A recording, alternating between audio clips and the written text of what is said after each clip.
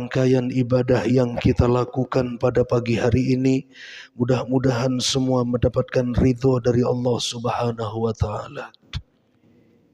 Salawat ma'assalam semoga senantiasa tercurahkan atas keharibaan Rasul kita baginda Nabi besar Muhammad sallallahu alaihi wa alihi wasallam, kepada segenap keluarganya, kepada segenap para sahabat-sahabatnya, kepada segenap para pengikut-pengikutnya, dan mudah-mudahan kita dan keluarga kita Allah jadikan hamba-hamba Allah yang nantinya bisa berkumpul dengan baginda Rasulullah sallallahu alaihi wasallam di yaumil akhir.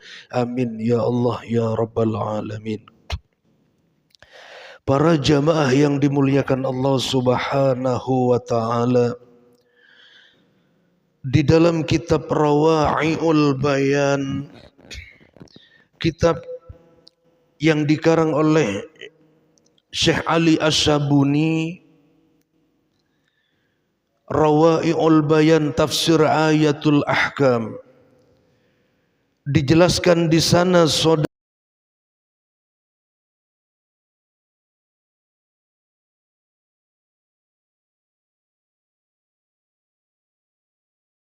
oleh Allah Subhanahu wa taala.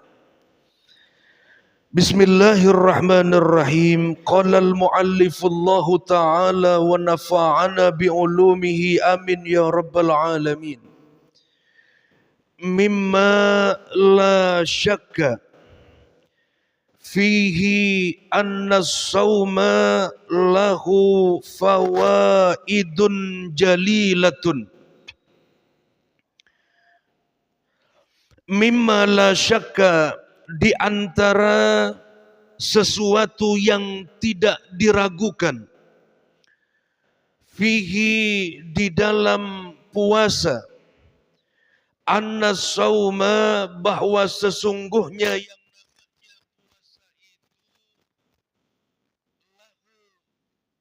fawaidun jalilatun, anna sauma lahu fawaidun jalilatun, bahwa sesungguhnya yang namanya puasa itu, kata Syekh Ali As-Sabuni, itu merupakan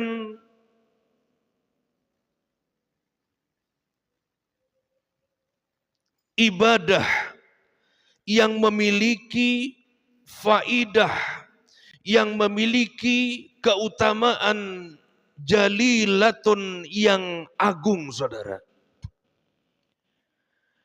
Ghafala anhal jahiluna, maka telah lalai, maka telah menyepelekan anha, atas faidah yang agung itu, al jahiluna, siapa orang-orang jahil. Fara'u, maka mereka itu melihat, siapa orang-orang jahil, fihi, di dalam ibadah puasa itu, tajwi'an linnafsi, sebagai sebuah usaha untuk memaksa akan diri sendiri, wa irhaqan lil jasadi, dan orang jahil itu merasa bahwa ibadah puasa itu adalah paksaan lil jasadi, akan jasad, wa kubbatan lil hurriyati, dan pembatasan akan kebebasannya, saudara. Jadi orang-orang jahil, orang-orang yang setengah-setengah keimanannya kepada Allah Ta'ala, saudara, mereka itu menyangka bahwa puasa itu hanya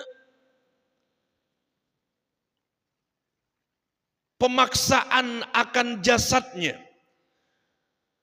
melelahkan akan jasadnya.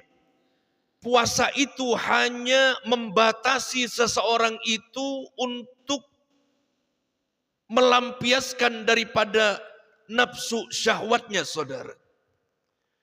Makanya di dalam kultum kemarin saya sampaikan, yang dipanggil oleh Allah Subhanahu wa taala di dalam Al-Qur'an, saudara, itu bukan ya ayyuhan nas.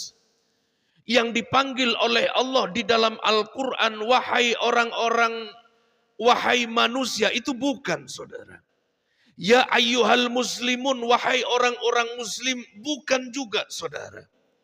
Akan tetapi yang dipanggil oleh Allah untuk menjalankan ibadah puasa itu, ya ayyuhalladzina amanu, wahai orang-orang yang di dalam kalbunya terdapat keimanan kepada Allah, terdapat keimanan kepada Rasulullah, terdapat keimanan kepada Al-Quran dan hari akhir. Dipanggil oleh Allah Subhanahu wa taala untuk melakukan yang namanya ibadah puasa. Disebutkan oleh ulama, orang yang menyepelekan akan puasa itu disebut dengan al-jahiluna, orang-orang yang jahil. Fa innallaha azza wa jalla, maka sesungguhnya Allah Subhanahu wa taala azza wa jalla, ma syara'al ibadati, tidak mensyariatkan akan ibadah puasa itu, illa liyurabbiya fil insani malaqatat taqwa, kecuali Allah Subhanahu wa taala itu menginginkan kepada manusia yang melakukan ibadah puasa untuk mencapai yang namanya derajat ketakwaan, saudara. Makanya di akhir ayat itu, Pak, Al-Baqarah itu, la'allakum tattaqun, agar kalian menjadi hamba-hamba yang bertakwa kepada Rabbul Izzati Allah Subhanahu wa ta'ala. Kemudian saudara,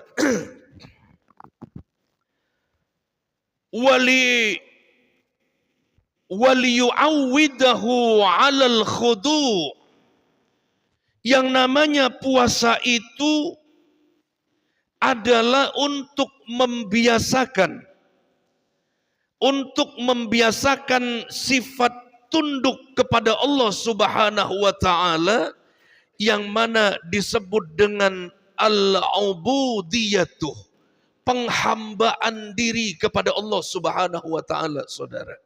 Makanya ibadah puasa yang paling tinggi derajatnya di sisi Allah, nanti dijelaskan oleh Syekh Ali As-Sabuni, ibadah yang paling tinggi derajatnya di sisi Allah adalah ibadah puasa yang dilakukan oleh seorang hamba, kemudian si hamba itu meniatkan di dalam kalbunya bahwa dia melakukan ibadah puasa semata-mata karena ingin menghamba kepada Allah Subhanahu wa taala.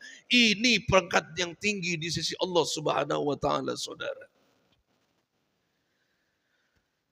Fasiyamu, maka adapun puasa, ubudiyatun lillahi, merupakan rasa penghambaan diri seorang hamba kepada Allah Subhanahu wa taala.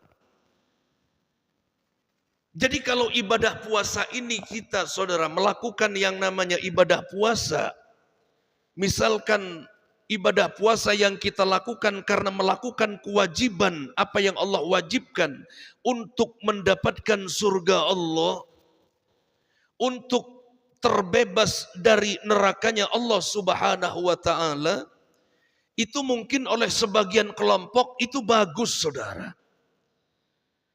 Tapi bagi mereka yang orang-orang yang sudah menempuh jalan hakikat, orang-orang yang kenal hatinya kepada Allah Subhanahu wa taala, maka orang tersebut ketika meniatkan di dalam kalbunya puasa untuk menggapai surganya, puasa agar supaya dijauhkan dari nerakanya, ini seakan-akan orang tersebut tidak punya etika kepada Allah Subhanahu wa taala.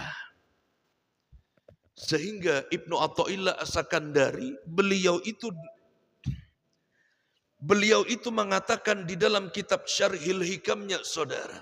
Di dalam kitab Hikamnya, Ibnu Athaillah As-Sakandari, beliau itu mengatakan di dalam kitab Hikamnya, kun bi ausafi rububiyatihi muta'alliqan.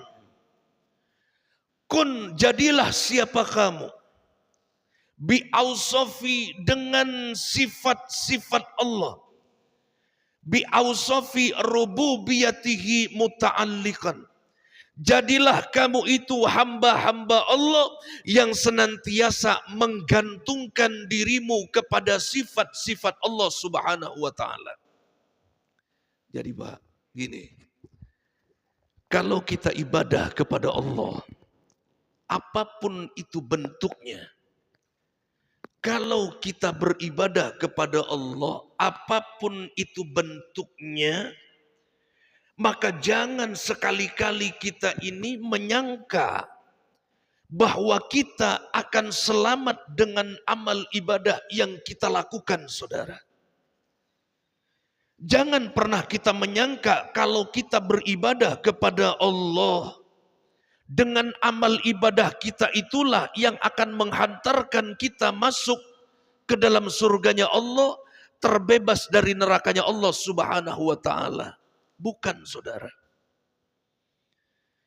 Akan tetapi yang terbaik itu, manakala seorang hamba ketika dia itu beribadah kepada Allah, berbagai macam ibadah yang dia lakukan kepada Allah, tidak lain dan tidak bukan, dia itu berharap akan sifat-sifat daripada Allah Subhanahu wa taala, khususnya sifat Rahman dan Rahimnya Allah Subhanahu wa taala. Mungkin kita sudah pernah mengetahuinya, saudara. Dulu itu ada orang yang beribadah kepada Allah, itu selama 80 tahun, Pak, dia beribadah kepada Allah. Ketika si hamba ini meninggal dunia, beliau bilang begini kepada malaikat, saya itu masuk ke dalam surga nantinya itu bukan karena apa-apa, tapi karena ibadah yang saya lakukan. Saya itu masuk ke dalam surga itu karena ibadah yang saya lakukan.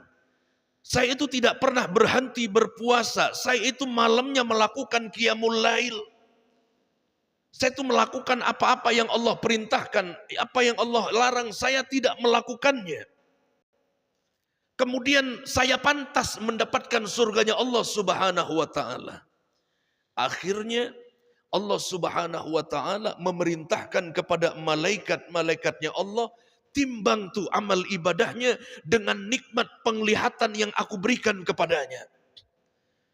Sehingga setelah ditimbang, saudara, akan amal ibadah yang dia lakukan dibandingkan dengan nikmat kedua mata yang Allah berikan kepadanya ketika hidup, maka yang paling berat ketika ditimbang adalah nikmat kedua mata yang Allah berikan kepadanya ketika hidup, saudara. Maka Allah memerintahkan kepadanya, masukkan dia ke dalam nerakaku.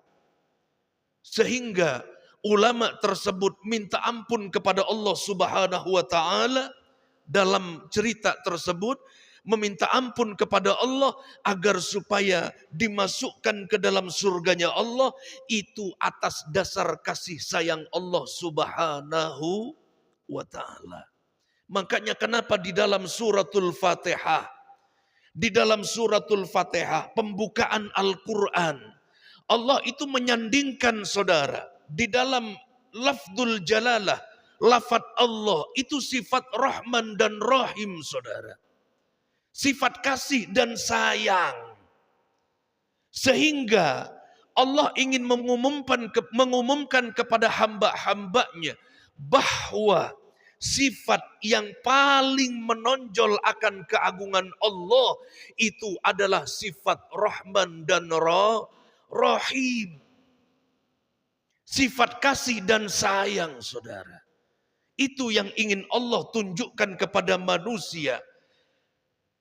Ketika kita mampu nantinya masuk ke dalam surganya Allah, yakinlah ketika masih hidup ini, yakinlah bahwa masuknya kita ke dalam surga tidak lain dan tidak bukan itu karena kasih sayang Allah Subhanahu wa ta'ala. Nah, ibadah yang kita lakukan ini saudara, puasa yang kita lakukan ini saudara, adalah semata-mata untuk mendapatkan kasih sayang Allah Subhanahu wa ta'ala sebagai wujud penghambaan diri kita kepada Allah Subhanahu wa ta'ala. Wa bi awsafi ubudiyatihi muta'alliqan. Kata Ibnu Athaillah As-Sakandari, wa bi awsafi ubudiyatihi muta'alliqan. Jadilah kamu itu hamba yang benar-benar menghamba hanya kepada Allah Subhanahu wa ta'ala. Pangkat yang paling tinggi di sisi Allah, pangkat yang paling tinggi di sisi Allah adalah mereka manusia yang benar-benar menghambakan dirinya kepada Rabbul Izzati Allah Subhanahu wa ta'ala. Walihada ja'a fil hadisil qudsi. Dan telah datang saudara, di dalam hadis qudsi, Allah Subhanahu wa ta'ala menyatakan di dalam hadis qudsi. Apa kata Allah Subhanahu wa ta'ala? Kullu amali adama lahu illa sawma fa innahu li wa ana ajzi bihi yada'u ta'amahu wa syarabahu wa syahwatahu min ajli.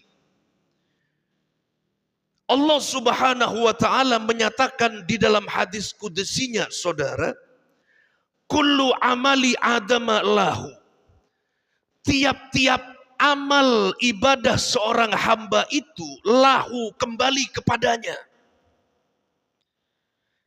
Tiap amal-amal ibadah seorang hamba itu kembali kepadanya.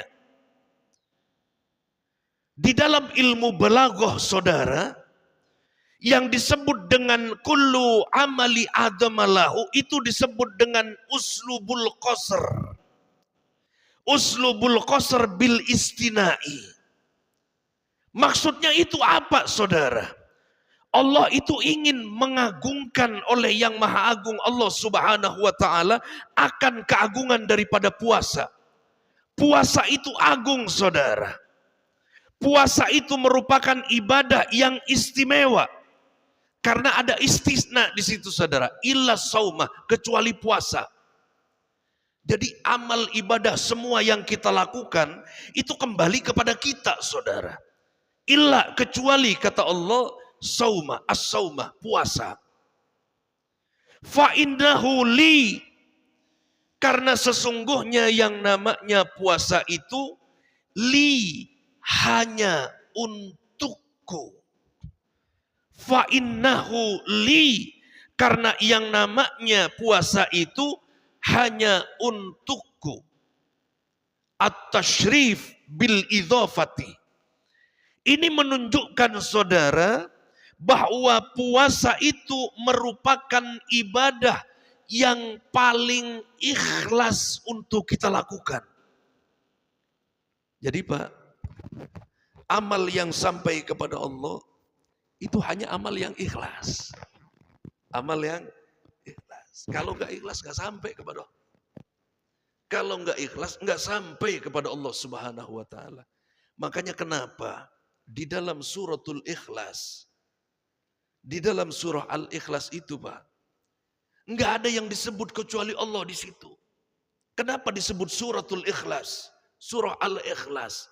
Karena nggak ada yang disebut di dalam ayat itu kecuali keagungan Allah Subhanahu wa ta'ala. A'udzubillahi minasyaitonir rajim. Qul huwallahu ahad. Qul, katakanlah wahai Muhammad, huwallahu ahad. Adapun dia Allah ahadun adalah satu. Allahus somad, Allah tempat bergantung. Lam yalid wa lam yulad. Allah itu tidak diperanak, tidak punya anak dan tidak diperanakan. Walam yakul lahu kufuwan ahad, dan tidak ada yang sama dengan Allah Subhanahu wa taala. Allah menceritakan dirinya sendiri di dalam suratul Ikhlas itu, saudara. Sehingga para ulama berpendapat bahwa amalia seorang hamba itu akan sampai kepada Allah. Amalia seorang hamba akan sampai kepada Allah manakala di dalam melakukan amal itu tidak lain dan tidak bukan hanya satu tujuannya, untuk mencari ridhonya Allah Subhanahu wa ta'ala. Itu baru dikatakan ikhlas, saudara. Ada orang yang melakukan amalia ibadah satu sisi karena Allah, tapi satu sisi karena manusia. Ini belum sampai, saudara. Ini belum sampai, saudara. Jadi, ayo sama-sama kita belajar. Ayo sama-sama kita belajar sebelum kita melakukan amal-amal, saudara. Apapun itu bentuknya. Sebelum kita melakukan amal, koreksi Pak di dalam kolbu kita. Koreksi di dalam batiniah kita. Bahwa kita melakukan amal ini karena siapa? Sehingga orang yang melakukan amal ibadah itu bukan karena Allah, maka orang tersebut tidak akan mendapatkan apa-apa, saudara. Sia-sia semuanya. Fala ya'maluna al-amala illa lillahi. Periksa kolbu kita. Setelah mantap kolbu kita, barulah kita lakukan amal ibadah yang kita lakukan, saudara. Fa innahu li wa ana ajzi bihi. Wa ana ajzi bihi di dalam ilmu balaghah itu disebut at-ta'zim, saudara. Disebut dengan uslubut ta'zim. Apa itu, saudara? Bahwa yang namanya puasa itu,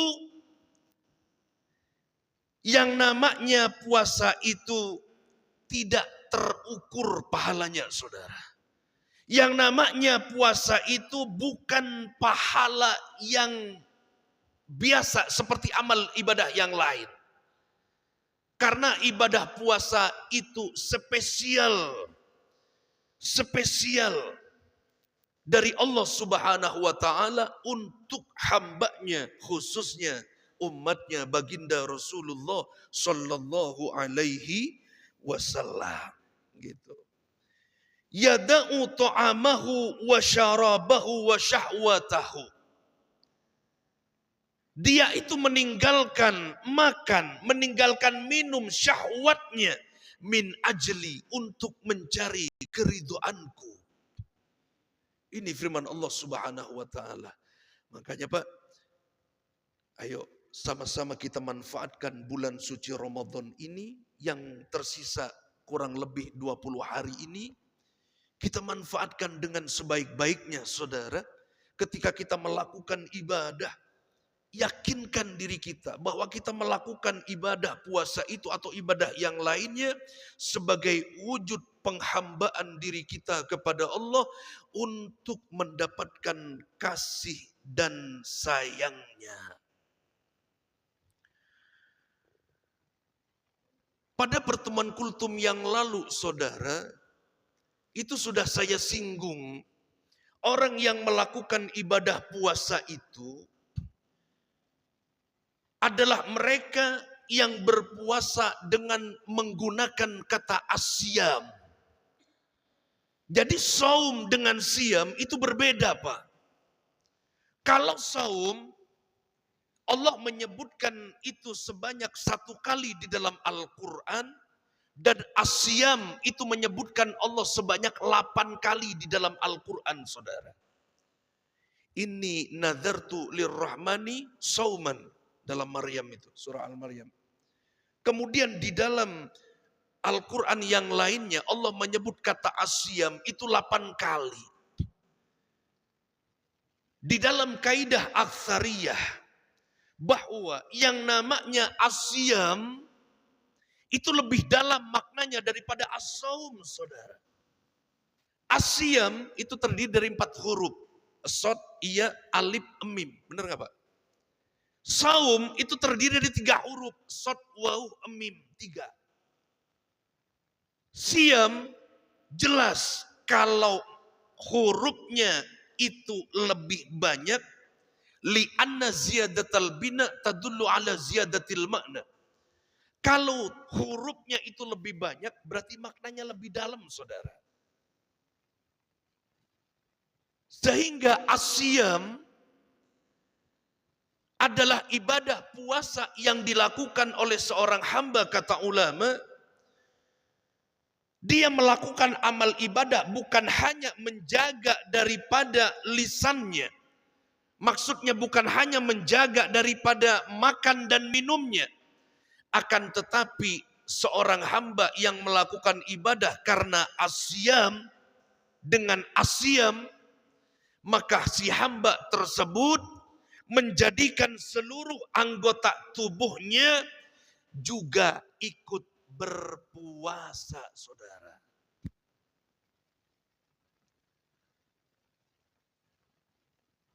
Kemudian kata Syekh Ali As-Sabuni, al-amru tsani, adapun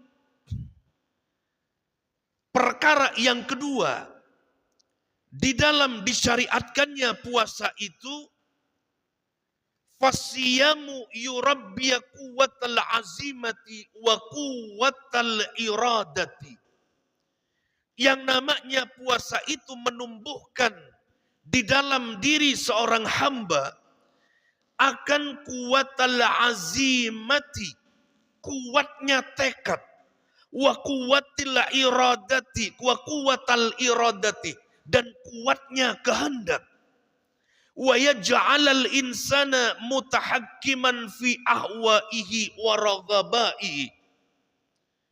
Dan puasa itu menjadikan manusia mutahakkiman, mampu mengendalikan fi ahwaihi, di dalam hawa nafsunya, wa raghabaihi, dan mampu mengendalikan seorang hamba itu dari keinginannya, saudara. Ini menariknya. Fala yakunu abdan lil jazadi, sehingga seorang hamba yang benar-benar melakukan ibadah puasa dengan asyam, si hamba tersebut fala yakuna abdan lil jasadi, bukan hamba daripada jasadnya, saudara. Bukan hamba daripada jasadnya. Ma'asyiral muslimin rahimakumullah. Terkadang Pak, terkadang kita ini tidak menyadari, saudara. Kita ini menjadi hamba bagi jasad kita tanpa kita sadari. Satu sisi kita menghamba kepada Allah, satu sisi kita menyatakan aku hambamu ya Allah. Tapi di lain waktu, saudara, kita ini hamba bagi jasad kita. Hamba bagi jasad kita. Wala asira li syahwati, bahkan kita ini hamba bagi syahwat kita, saudara. Ya iya, di luar bulan suci Ramadan, Pak. Di luar bulan suci Ramadan, kita senang-senang sama bini kita siang hari. Itu kan karena syahwatnya kita yang naik. Pernah nggak Bapak itu ketika menyalurkan syahwatnya, pernah nggak niat dulu karena Allah Subhanahu wa Ta'ala? Pernah nggak Bapak itu ketika menyalurkan syahwatnya untuk makan misalkan, ya Allah saya makan ini karenamu agar saya kuat melakukan ibadah. Pernah nggak niat kayak begitu? Kalau Bapak tidak berniat kayak begitu, tanpa Bapak sadari, kita adalah hamba bagi syahwat kita, saudara. Orang makan itu Pak, hukumnya mubah. Boleh makan, boleh enggak. Hukumnya mubah. Kalau kita ini kenyang, misalkan kenyang sampai seminggu misalkan, enggak makan juga enggak haram, saudara. Kalau kenyang. Tapi kalau lapar, maka wajib kita makan. Pernah enggak Pak, ketika kita makan, niat bahwa makannya kita ini karena Allah agar kuat di dalam melakukan ibadah kepada Allah. Pernah enggak? Apa langsung aja? Nah, ketika kita langsung makan, menikmati makanan itu tanpa kita sadari, saudara, lahapnya kita memakan makanan itu tanpa kita sadari, nggak menghadirkan Allah di dalamnya tanpa kita sadari bahwa kita telah menjadi hamba bagi jasad dan syahwat kita, saudara. Na'udzubillah. Dan gak akan selamat yang kayak begitu. Makanya kita belajar, saudara. Kita belajar, Pak. Kalau kita makan itu niatin. Selain baca bismillah, kita makan karena Allah. Niatin supaya saya kuat melakukan ibadah kepada Allah. Karena itulah sebenarnya tugas kita. Wa ma khalaqtul jinna wal insa illa liya'budun. Kecuali untuk ibadah kepada Allah Subhanahu wa taala. Jadi makannya kita itu hanya karena Allah. Nah, puasa ini mendidik kita, saudara. Harusnya siang kita makan, kita dididik oleh Allah untuk nggak makan.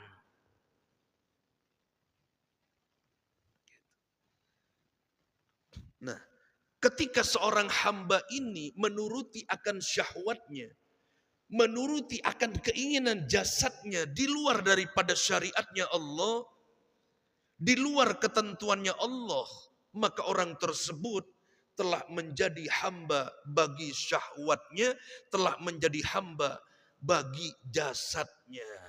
Dia bukan hamba Allah Subhanahu wa ta'ala. Bukan hamba Allah Subhanahu wa ta'ala, saudara. Nah, kemudian saudara, fahuwa, maka adapun orang yang mengikuti syahwatnya, yaisu kal hayawani, dia itu hidup bagaikan hewan, saudara. Libatnihi wa syahwatihi. Dia itu hidup untuk perutnya, untuk syahwatnya. Kalau seorang manusia itu hanya hidup, saudara. Kalau seorang manusia itu hanya hidup, hanya untuk kerja, makan, tidur, kerja, makan, tidur. Mohon maaf, apa bedanya sama sapi, Pak? Sapi itu kerja nggak? Kerja. Bajak sawah.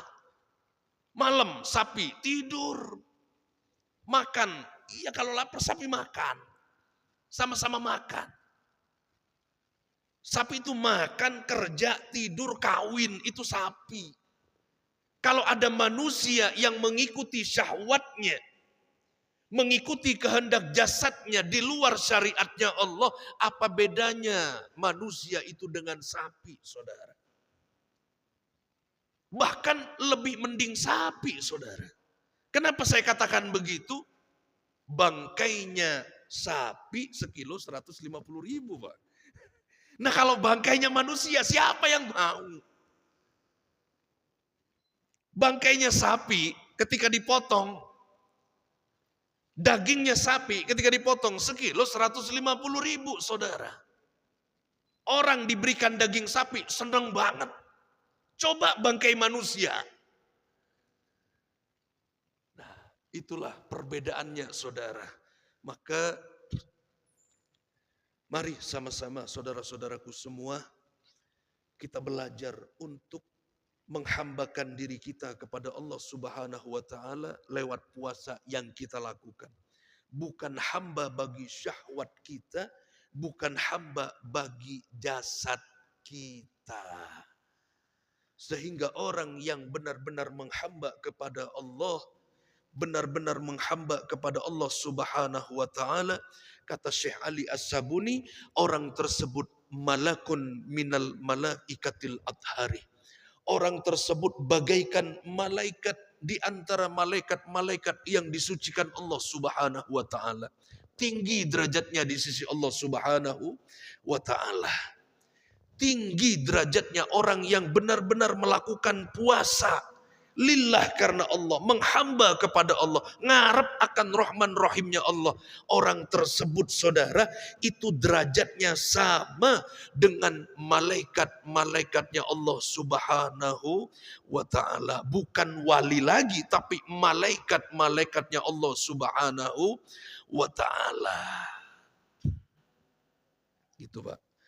Mari kita sama-sama manfaatkan sisa waktu Ramadan yang sangat berharga ini, ya, yang sangat berharga ini untuk senantiasa mendekatkan kalbu kita kepada Allah Subhanahu wa taala.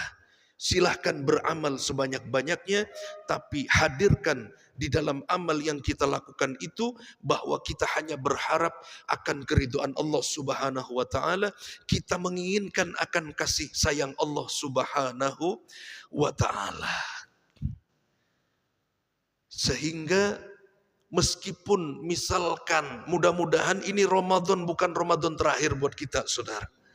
Mudah-mudahan Allah masih mempertemukan kita di bulan suci Ramadan tahun-tahun mendatang.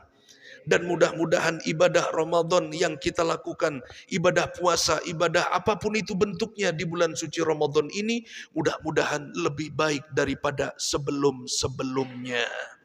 Belajarlah untuk menghadirkan Allah dimanapun kita berada saudara.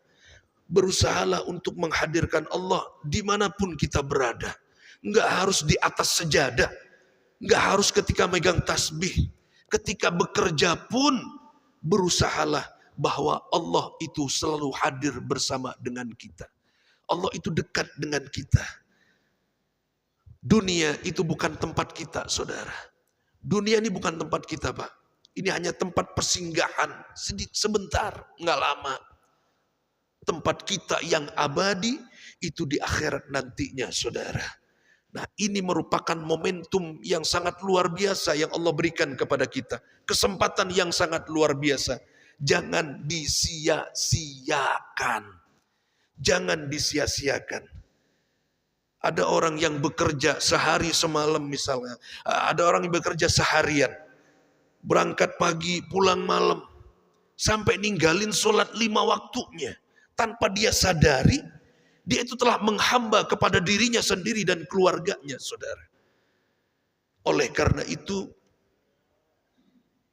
mari sama-sama kita ini ketika menjalani kehidupan ini, jangan tinggalkan apa yang Allah wajibkan, kita tinggalkan apa yang Allah larang, dan berusahalah untuk menghadirkan Allah di dalam kalbu kita. Yakinlah Allah itu sayang sama kita Pak. Allah itu sayang banget sama kita, yakinlah. Kalau Allah itu nggak sayang, habis kita udah Pak. Mungkin kita sekarang udah mati, udah nggak ada. Hidupnya kita saat ini sampai dengan detik ini membuktikan Allah itu sayang banget sama kita. Dan itu tidak bisa kita ukur dengan seberapa banyak rezeki yang Allah berikan kepada kita. Karena kalau berbicara rezeki, mohon maaf saudara, orang kafir Nasoro misalkan, orang yang tidak menyembah kepada Allah sekalipun, bahkan dia memusuhi kepada Allah Subhanahu wa taala, Allah masih memberikan rizki kepadanya. Dunia dia berikan saudara. Dunia diberikan oleh Allah Subhanahu wa taala kepada mereka yang memusuhi Allah Subhanahu wa taala. Jadi tidak diukur daripada pangkat seorang hamba di sisi Allah, tidak diukur dengan banyaknya rizki yang datang kepadanya. Makanya Al-Imam Al-Ghazali menyatakan di dalam kitab Bidayatul Hidayahnya, orang yang paling tinggi derajatnya di sisi Allah fid daril akhirah, akan kita ketahui di negeri akhirat nanti saudara, bukan di dunia. Bukan di dunia Pak. Kayak saya di depan baca kitab begini, bukan berarti saya paling mulia, enggak juga. Saya juga pengen selamat. Saya juga masih belajar. Saya juga masih ngaji, ingin selamat. Mudah-mudahan Allah selamatkan kita semua saudara. Sekali lagi ayo sama-sama hadirkan kolbu kita untuk Allah Subhanahu wa taala. Hadirkan kolbu kita hanya kepada Allah Subhanahu wa taala. Jangan ada nama yang paling besar di dalam kolbu kita kecuali hanya keagungan Allah Subhanahu wa taala. Itu yang mesti kita tanamkan dalam kolbu kita. Ketika kita Allahu Akbar, yakinlah nggak ada yang besar kecuali Allah. Tiadakan diri kita. Tiadakan diri kita. Hadirkan hanya keagungan Allah yang ada. Dan hanya Allah yang pantas ada. Kita pun ini tidak ada. Yang ada hanyalah keagungan Allah Subhanahu wa ta'ala. Wallahu a'lam bissawab. Mudah-mudahan manfaat. Allah tanpa terasa, mudah-mudahan manfaat pada pertemuan kali ini.